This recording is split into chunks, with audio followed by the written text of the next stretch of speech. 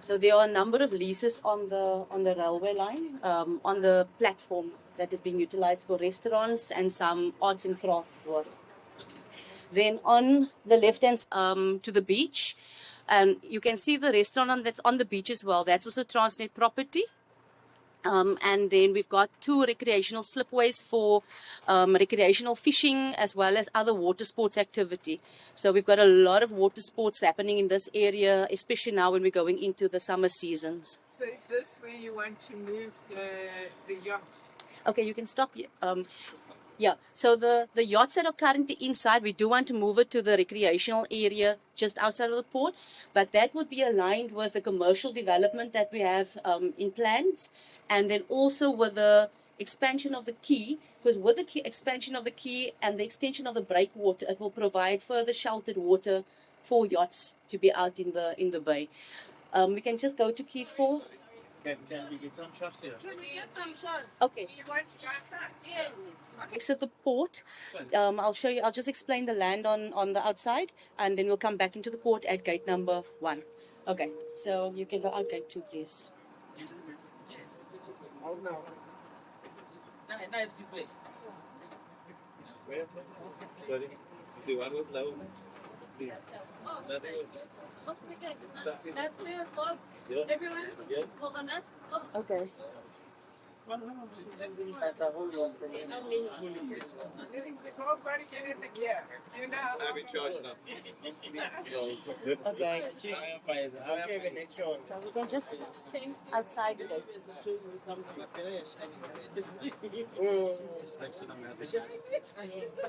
Okay. We can stop here now. Okay, just to note, we are just outside of the port access gate. On my right-hand side, this is still Transnet property. On the outside is quite a lot of historical buildings, but this is the area that we want to incorporate into the port for maritime engineering, as well as further along for the fishing precinct. So this is property that we are acquiring from TP, and then on my left-hand side as well, this is also Transnet property. It's a very old customs house, so we still have customs and SARS that operate from this building at this stage. So we can go out to the right, please.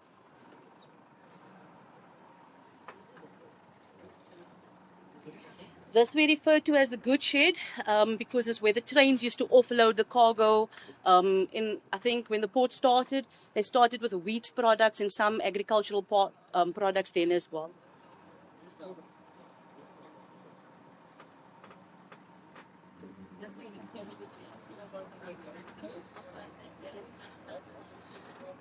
So currently all the land on the right-hand side of the bus is Transnet property. That the port wishes to use as back of port land for port operations. Just to the driver, we can turn right at the next road, please.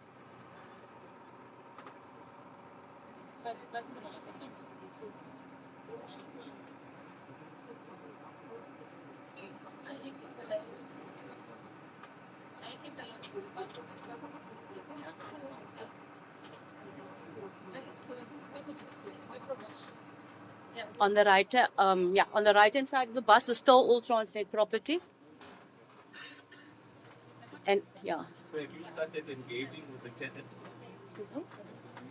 The last train that we had in here was the Pillow Paper a few years back, but they have stopped coming to the port, so now it stops in George at the moment. We do have a number of restaurants that is on the train station, which are quite popular with the public as well.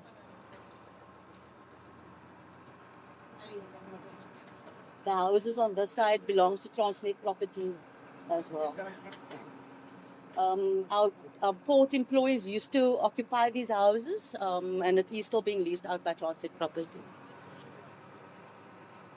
And we can turn right again here at the stop straight. Thank you.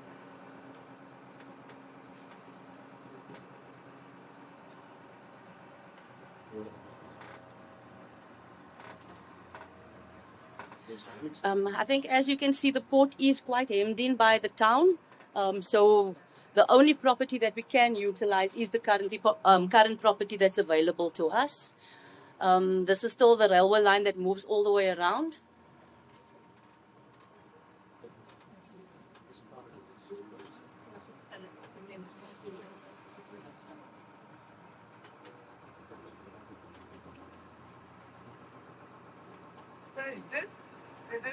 pricing. No. No. I think it was sold off many years ago. Okay, we can turn right back into the port here. At the bottom here on our right, the right hand side of the bus, those tanks were used for bunkering of the offshore vessels, the offshore supply vessels. It currently needs to be demolished, but it is still being leased by PetroSA as well. You can see we have a number of yachts on the quay at the moment, but that is because we're upgrading the current yacht walk-on moorings.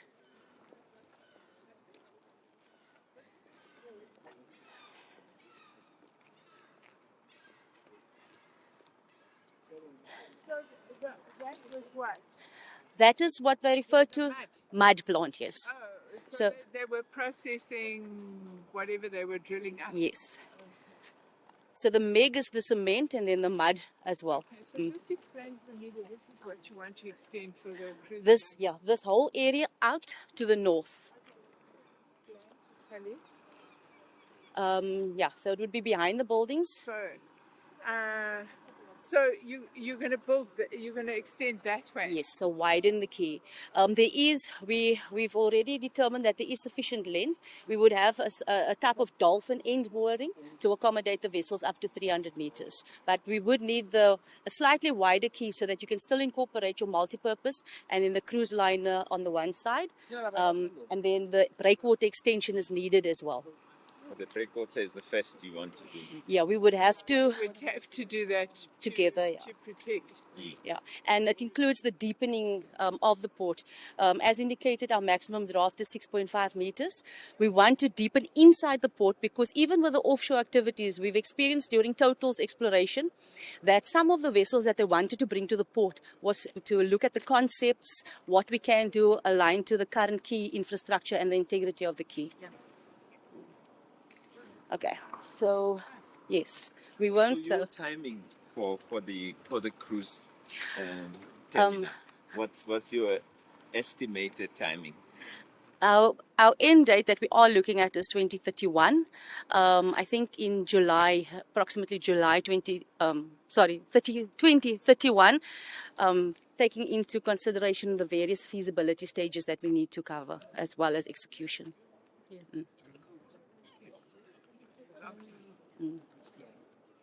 You'll have to speed that up. Yeah, and the other thing that we have to take into account is in terms of the funding, because it's the project we are going to implement internally. Very important when you go for the tariff applications, because that's where we put up our capital program and the plans, and then we start reflecting it on our corporate plan.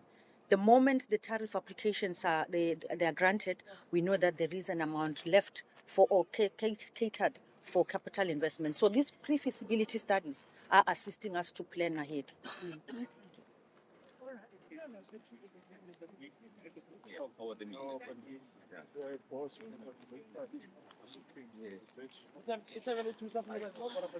Okay. What you see here, you can see we still have a few of our recreational vessels. So this is the area that we are upgrading, where we will be putting in new walk-on moorings for our leisure industry. We've got quite a number of yachts that are resident in Mossel Bay. I think on this moorings we accommodate 50 vessels, and then we've actually got a waiting list as well of a number of yachts that want to move to Mossel Bay and are inquiring about increasing the walk-on mooring capacity that we have. Hence the reason we are looking at moving it outside where there's more space to accommodate additional yachts. With this, we are upgrading. You can see with the green fencing there, the barricading, that is where we are currently in the process of building a cruise reception terminal, which is a temporary terminal. So the structure that we are putting in place is a type of construct, and you are able to deconstruct at a later stage and move it if once we get to expanding the quay. So that is what we are busy constructing there, which will house all the relevant stakeholders, which are immigration, customs, even tourism, as well as port health, etc. So they will all be accommodated there when we receive the passenger liners coming to the port for clearance purposes. We are busy with the process now, but we are expecting completion in March 2025. ENC, are we fine? Great stuff. Newsroom is fine as well. Newsroom is ready to go. Minister, now we're set. If newsroom is ready, Now we're set. then we are ready. Then we're ready. Very good morning to you, ladies and gentlemen. Thank you very much for joining us today in the Port of Mossel Bay, where we are visiting facilities here, and we're also getting an explanation about plans for the upgrade to the port. As you know, this port for many, many years has been predominantly involved with the importation of liquid bulk. And since over the last 10 years or so, that industry has been declining. At the moment, there is also no longer offshore importation, exploration of gas. And as a result of that, activities of this port have been somewhat declined, and that obviously impacts on the broader region and the economic ecosystem. So today we are understanding what are the longer term plans to develop this port and to create greater economic opportunities for the community of Mossel Bay. What we understand is that currently there's a request for information that Transnet has put out for the development of this port. And on Wednesday, there will be a big meeting taking place with all of the relevant economic stakeholders as well as governance stakeholders to explain about the RFI and also to make sure that we do have necessary expressions of interest by the time this RFI closes on the 6th of December. Already, this port is serving as a destination for cruise tourism. Initially, we started off a couple of years ago with only a few cruise vessels visiting here. Last year, the number was up to 26 cruise vessels. And behind me, where you see the green fencing on the other side of the water, that is where we are busy constructing a reception center for tourists. This port now has permission for cruise tourists to land here, and obviously that means that they can explore Mossel Bay and George, or they can go and holiday in the garden route. The longer term plan is that the quay on which we are standing is going to be expanded to the north so that we have access to deeper water, and cruise vessels, larger cruise vessels of 300 meters can actually come alongside this quay. At the moment, as you would know, the cruise vessels park offshore, anchor offshore, and visitors are brought in by smaller boats. But obviously, if the swells are high or if there's high wind, then it's not possible for passengers to disembark, and the town loses out on that tourism opportunity. So that's why we want to extend this quay so that cruise vessels can come alongside. Fishing is, of course, a very important industry here, and the green building you see behind me is a fish processing plant, and what we have along that side is mooring facilities for fishing vessels.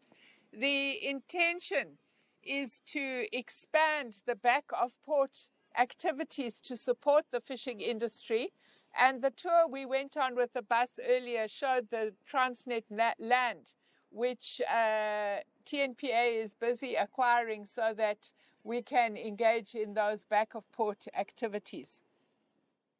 Agriculture is a very important activity in this region, and we are inviting various agricultural associations to come to the meeting that's taking place on Wednesday so that we can understand what interest the agricultural industry would have in this port, either in terms of the long term as an export facility, or in terms of the short term to move goods to one of the major agricultural export ports of either Port Elizabeth or the city of Cape Town. Of course, marine engineering, ship building and ship repair has always been a big activity here.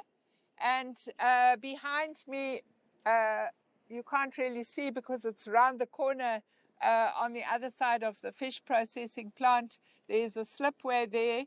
There are plans to begin the upgrade of that slipway so that it can accommodate vessels up to 500 meters and would have much more modern facilities for repair of fishing vessels.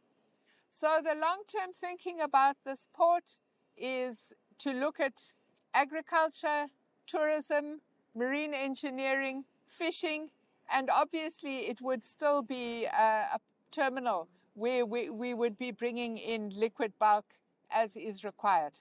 I think I'll pause there and we can then do Q&A. Thank you, Minister. Colleagues, those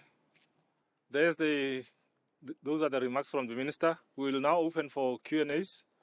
Any questions that you might have, please just raise your hand, but also indicate what media house you're representing, your name and the media house, and then the question. Let's take the first round of questions, if there are any.